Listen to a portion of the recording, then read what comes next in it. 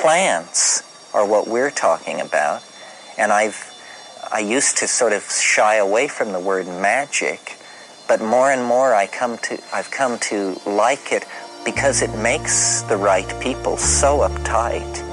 And say, just talk about magic plants. Who's going to bust you for magic plants? You say, you mean drugs? No, just magic plants. Say, oh, I see. Well, you're an airhead, so...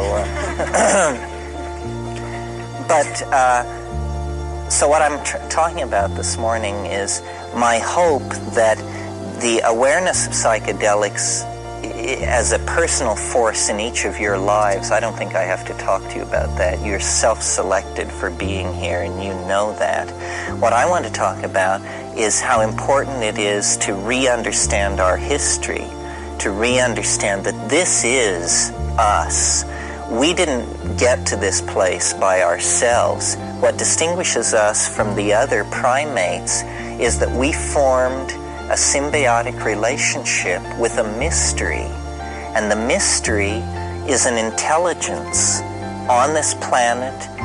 We can't say how long, at least as long as we have been here, may have come from the stars, could be an extraterrestrial intellect, could be the dark recesses of our own mind that we have evolved so far from that we cannot recognize.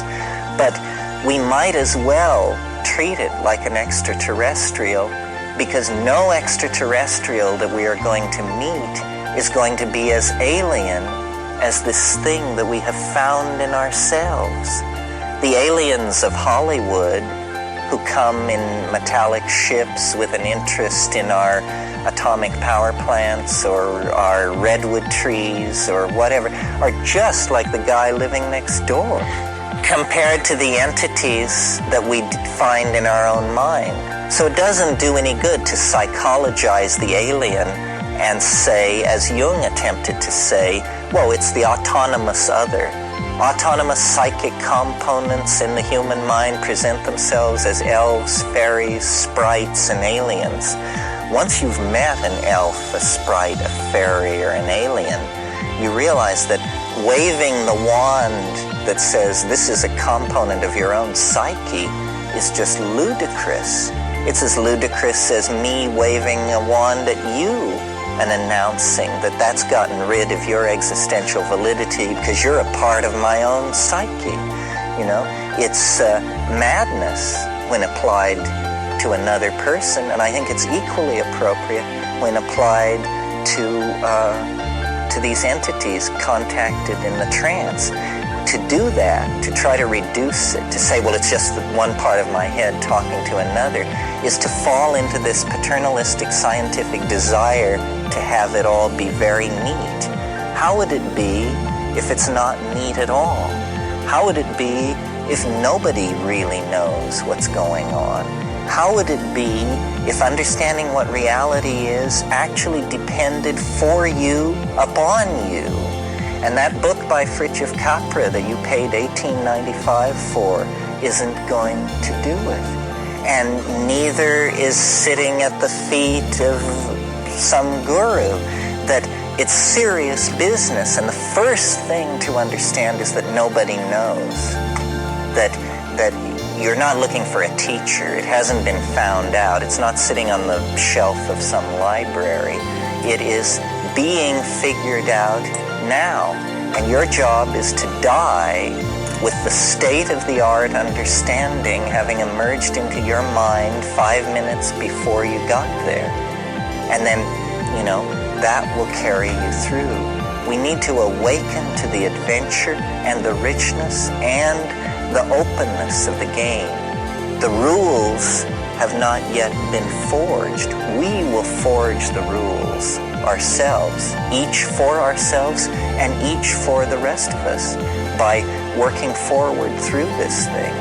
I think we're at the very beginnings of grappling and dealing with the psychedelic era. We are like people talking about evolution in 1855. You know, a few of us have read Darwin's paper. Nobody's sure exactly what it means. It's a strong intuition of something. The species thing is a problem. Nobody's quite sure.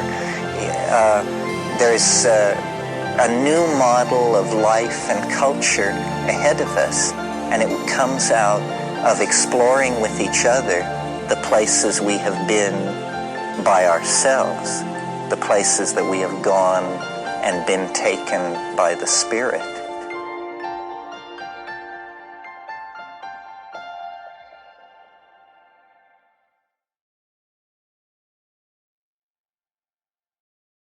Take it easy, dude, but take it.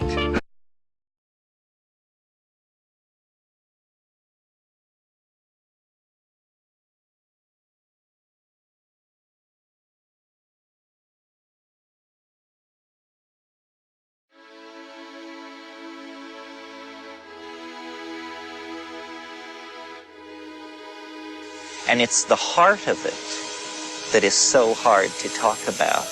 I mean, I skim the ideas off the depth of a sea of heart whose boundaries cannot be taken, because that's my style. But the unsaid part, the dizziness of the things unsaid. Remember the poem by Trumbull Stickney?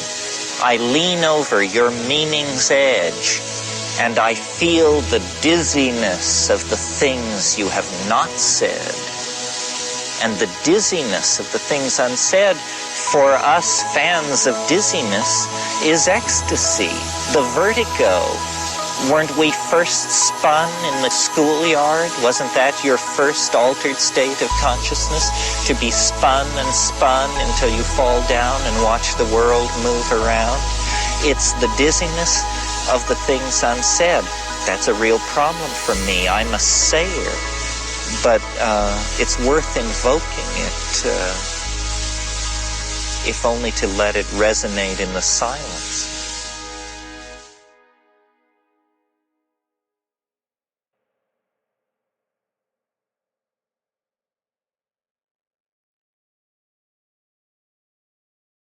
So that's the end of my song.